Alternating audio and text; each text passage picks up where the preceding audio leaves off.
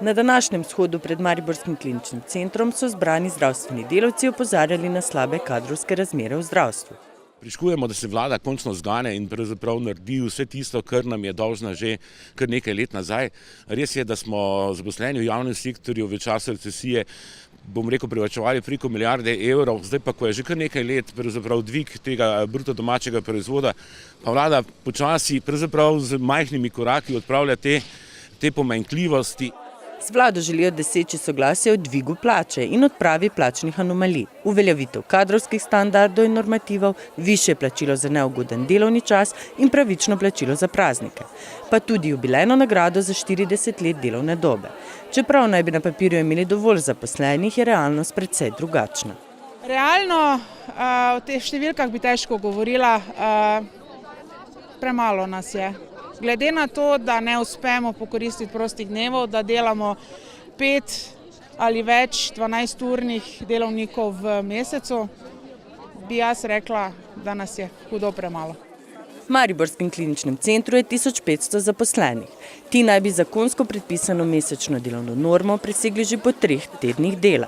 Po besedah predsednice sindikata primanjkuje približno 600 zdravstvenih delavcev. Varčevalni ukrepi, ki so bili nam naloženi od leta 2012, so nas najbolj prizadeli pri kadrovski zasedbi. Ta čas je bilo zaposlovanje striktno omejeno, kar pomeni, da smo zaposlovali nič oziroma zelo malo ljudi, niso se nadomeščale odhodi, upokojitve. To zdaj pomeni, da imamo na oddelkih kader, ki je starejši od 40-50 let.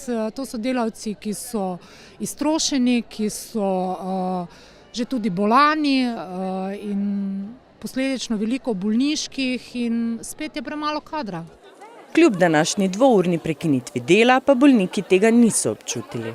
Današnji dan v bolnišnici načeloma ne poteka kaj dosti drugače. Trudimo se, da naši bolniki tega ne bi občutili. Na oddelkih so ostale kadrovske zasedbe, ki so med vikendi, prazniki v dežurstvih. Nekateri delajo čisto normalno, nekaj ambulant smo prerazporedili. Stavkovne aktivnosti bodo zaostrili, če jim vlada ne bo prisluhnila. Nadaljnji ukrepi bomo šli iz 2-urne stavke v celodnevno stavko, v večdnevno stavko in pa seveda umaknili bomo soglasje za nadurno delo, kar čisto preprosto pove, da bomo sistem v zdravstvu najbrž na ta način ustavili v roku mesec dni.